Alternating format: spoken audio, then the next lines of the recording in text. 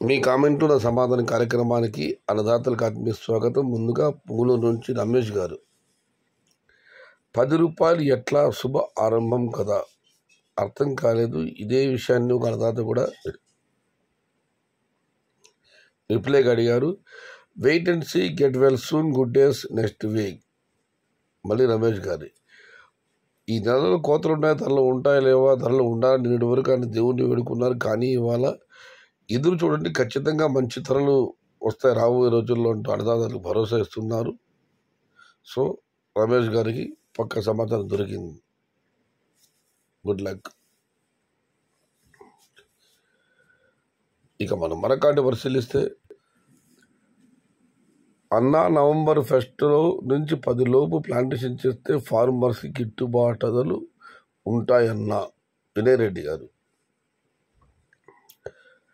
ఇక Govardhan, hi hello అన్నగారు నమస్తే. నేను బొమ్మిలోని గోవర్ధన్, అనంతపురం జిల్లా జీడిపల్లి గ్రామం. మా విలేజ్లో ఇంకా 20 రోజుల్లో షాంపులు వస్తాయి. కొన్ని తోటలు మంచి రేట్స్ రావాలని కోరుకుంటున్నాను. రైతులందరికీ జై ఎన్టీఆర్. అనంతపురం జిల్లా జీడిపల్లి గ్రామం. All the best to all farmers, Jeedipalli గ్రామం.